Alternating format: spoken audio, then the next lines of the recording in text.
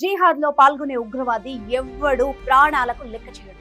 కారణం ఏంటంటే జిహాద్ లో పాల్గొని ప్రాణాలు కోల్పోతే అతనికి అల్లా స్వర్గం ప్రసాదిస్తాడని వాళ్ళ నమ్మకం. ఈ భూమి మీద లభించే సుఖాలు తుచ్చమైనవి అన్న భావనలో వాళ్ళుంటారు. హదీస్ గ్రంథంలో మహమ్మద్ ప్రవక్త కూడా ఇదే చెప్పాడు. అల్లాపై విశ్వాసం తప్ప మరేమీ అతన్ని అలా చేయమని బలవంతం చేయదట. అతను బ్రతికుంటే జీవితం ఉంటుంది. అతను యుద్ధంలో అమర వీరుడిగా చంపబడితే స్వర్గంలోకి ప్రవేశించబడతాడు అని అంటారు. దాన్నే జిహాదీలంతా నమ్ముతున్నారు. కానీ ఇక్కడ ఒక మెలిక ఉంది. ఒకవేళ జిహాద్ లో పాల్గొనే ఉగ్రవాది మహిళ చేతిలో గనక ప్రాణాలు కోల్పోతే అతను స్వర్గానికి అనర్హుడవుతాడట.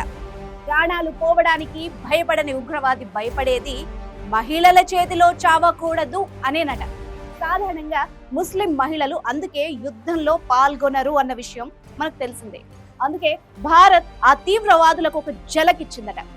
పాకిస్తాన్ ఉగ్ర శిబిరాల మీద దాడికి నేతృత్వం వహించడం కోసం ఆర్మీ నుండి, వాయుసేన నుండి మహిళా కమాండర్లను ఎంచుకోవడంలో మన దేశం అత్యంత చాణక్యం ప్రదర్శించిందని అంటున్నారు. ఈ దాడుల్లో ఉగ్రవాదులు చనిపోతారు, కానీ వాళ్ళు చచ్చినా స్వర్గానికి మాత్రం పోలేరు, అమరులు అని చెప్పుకోలేరు. అలా దెబ్బ కొట్టిందన్నమాట.